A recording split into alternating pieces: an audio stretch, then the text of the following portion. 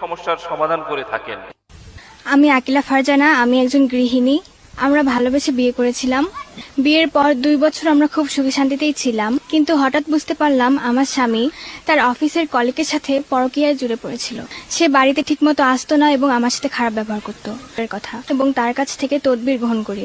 আমরা এখন অনেক সুখে আছি। এখন আমার স্বামী আমাকে ছাড়া কিছুই বোঝে না।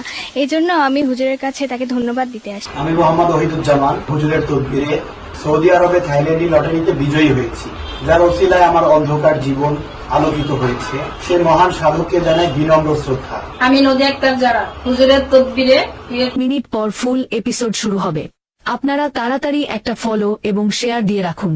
ফলো না করলে সম্পূর্ণ এপিসোড দেখতে পাবেন না। আর মাত্র 3 মিনিট পর ফুল এপিসোড শুরু হবে। আপনারা তাড়াতাড়ি একটা ফলো এবং শেয়ার দিয়ে রাখুন। ফলো না করলে সম্পূর্ণ এপিসোড দেখতে পাবেন না। আর মাত্র 3 মিনিট পর